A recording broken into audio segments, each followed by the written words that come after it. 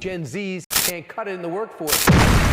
Well, I think that if you set up an education system that's designed to do nothing but demoralize young people, and you don't do anything to foster that ambition and to channel it into a manner that might be productive and to tell young people why their ambition might be useful, then you're going to get exactly that.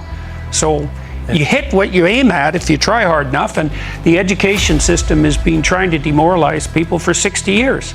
We did a study where we had 3 studies actually, where we had university students sit down essentially for 90 minutes. Right. 90 minutes, this was it, and write out a goal, a series of goals for their life, right? Who could they be in 5 years across 7 important dimensions of their life, and where might they be that would be terrible if they didn't get their act together?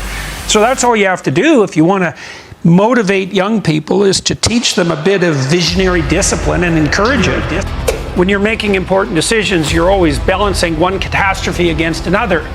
You don't have the option that everything's going to turn out. And so the problem with accommodation, well, first of all, is getting the wrong picture of the world to which they're going to adapt. You think about this with parenthood. How should you treat your kids? Well, as a mother and father, you should be a proxy for the world. Maybe a slightly more merciful proxy, but basically the message you send your kids about their behavior is the same message that the world is going to send them. It should be, because otherwise you're not preparing them for the world. You know, so maybe your kid's annoying as hell to you and your wife, and you don't do anything about it because you think, well, we're all mercy. It's like, that's just fine until your kid has to make a friend or, you know, deal with an adult that's not you, in which case they're going to get slaughtered. There's nothing merciful about that. And if you accommodate people beyond what the environment itself would allow, you misinform them about the world they're going to inhabit. If you want to derive your core values, you have to figure out, well, why the hell are you doing what you're doing? You know, what is it? And you really have to think that through. It's like you're willing to devote your life, your time, your resources, your energy, the time you could be spending with your family. Once you are clear about that, what that is, there will be a handful of principles like game rules that will emerge from that. If this is what we're doing, then we have to do this. And you don't want too many of those, because they say bad rules drive out respect for good rules, right? It's minimum necessary rules. You're playing a game of sorts. There's some victory in mind. And in order to play that game and obtain the victory, there's a set of rules that you have to abide by, or principles that will enable your actions. And that's what your core values are, and that's part of your mission statement.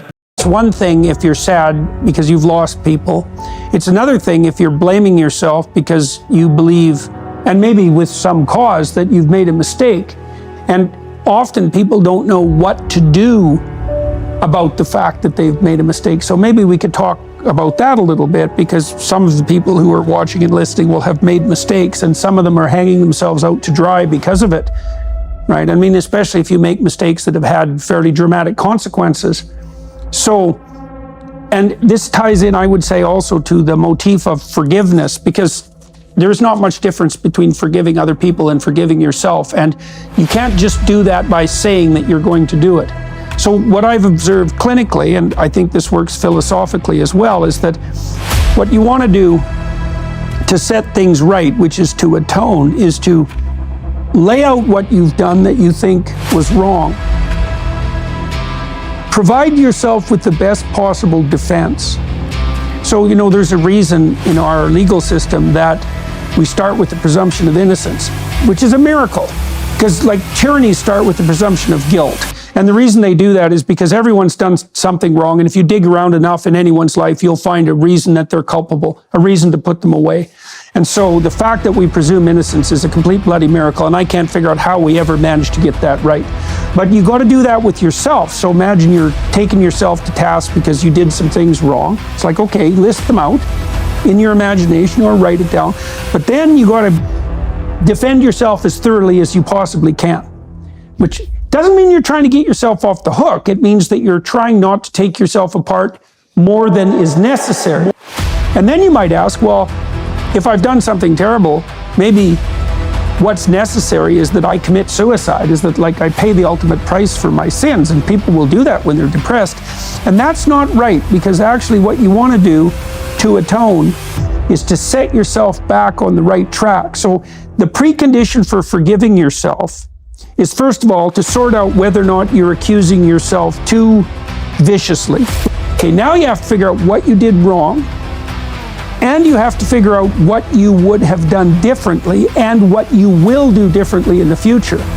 And then my sense is, and I think this works out psychologically, is that if you can set yourself up so that you've learned from the mistake you made so you wouldn't repeat it, then you get to go on with your life. And then I think, and you know, you might say that the devil in your mind that's still accusing you might say, well, what you did is so terrible that you should never be let off the hook. And I would say to that is that if that's the criteria that you use for judgment, then everyone's doomed, because everyone makes mistakes in their lives. And I would say probably everybody makes unforgivable mistakes. And so if we're going to take ourselves apart about that permanently, then we're all ruined.